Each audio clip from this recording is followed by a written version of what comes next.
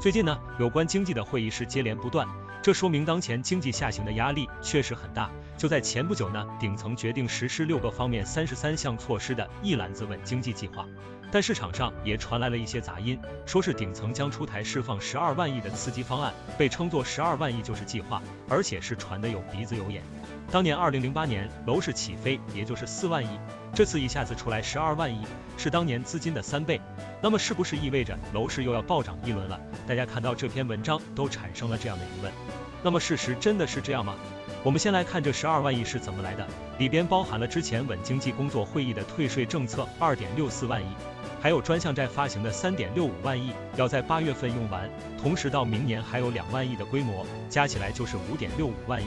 然后是国家融资担保的资金，大概超过1万亿元，这样总资金规模就达到了9.3万亿左右，再加上一些铁路建设债券、900亿的商用贷和航空专项债啥的，加起来预计规模将达到了12万亿。所以这个文章虽然是造谣，但也是有一定的逻辑基础在的，它就是把之前已经发布和正在实施的一些支持政策金额给东拼西凑加了起来，算出一个整数，就有了这个12万亿。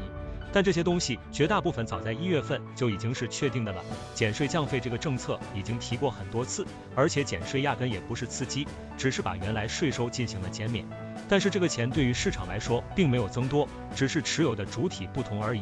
至于各种贷款也都是专款专用，对于每笔借款都有着明确的规定和途径，也根本不会像我们说的那样流入楼市去抬高房价。其次，就当下的情形来说，政策上也不会去搞强刺激，现在跟当年的经济结构和外围环境已经发生了巨变，那时候是出口不知道怎么去转内销，所以需要大量的基础设施建设，启动各种项目来刺激消费刺激经济，但是现在已经完全不同了，是想干不能干，大家有花钱的欲望，也特别想出去吃喝玩乐，但是由于疫情影响都被封控隔离在家，根本就没办法消费，所以大搞放水是基本上没啥用的，毕竟这些钱也不会真正的到达百姓手上。第三呢，从4月份的金融数据来看 ，M2 同比大增，说明市场中有的是钱，但是都在金融和银行体系流不出来，钱多的花不了，最后只能拿去买国债。所以现在的问题还是没人来贷款，钱多了利率就低，而这么低的利率依旧没有人来借钱，只能说是需求出了问题，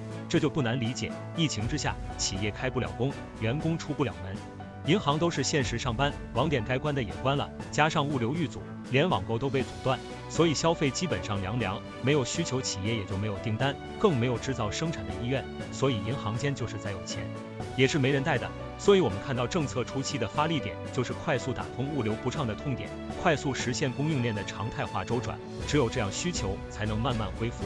第四呢，再有一个核心问题，就是当下的居民杠杆率跟08年已经不可同日而语了。当年的居民杠杆率也就是20%，而现在已经达到了70%。换句话说，你一个月净收入1万元，先要拿出7000去还债务，剩下3000才是你的生活日常费用，相信这个钱只够维持你的日常基本支出的。所以这时候，即便是你想让老百姓去买，恐怕也没有太大的市场需求了，毕竟买得起的那批人也不是傻子，明知道接盘侠已经越来越少了，谁还会去当冤大头呢？第五呢，当然我们也不能忽略疫情带来的影响，疫情已经持续了3年，很多家庭的积蓄和收入都遭遇了前所未有的危机，这种情况也彻底改变了大家对于收入稳定曲线的认知。你依照现在的收入去超前消费，买入一个长达30年的债务，一旦工作和收入遭遇不测，像是疫情这样的冲击，相信整个家庭财务都将陷入危机。所以我们看到最近一些热点城市的法拍房数量在不断的增长，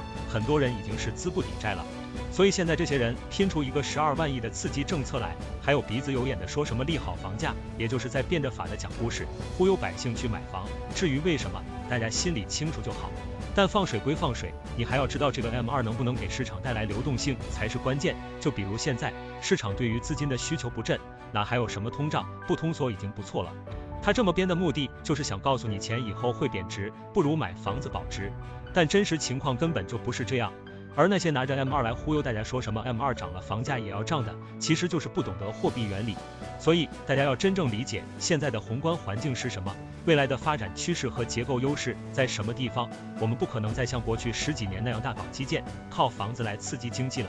而且疫情的冲击已经让我们的消费和投资结构发生了巨大变化，现在的政策都是以呵护市场、保住中小企业就业为主，社保和税收缓交等一系列政策。就是要让这些实体经济快速恢复元气，不可能再去大放水刺激虚拟经济和楼市，这样只会对实体经济的冲击更大。当务之急也是赶紧打通物流运输，畅通供应链体系，让企业和员工快速复工复产，专项债投下去的那些新基建也快速启动，通过投资来拉动经济复苏。至于我们的5年期贷款和首套房利率调降，核心也是为了实现房企，尤其是在建项目的现金周转需求，保证工程正常运转，不然恐怕又会出现去年某大地产的情形，引发金融系统性的风险。但这个政策还是有疑问的，刚才我们已经说了，大家的积蓄和认知在疫情下已经发生了巨大的转变，有没有这个动力和资金去撬动这个杠杆，并扛下30年的债务，已经很成问题。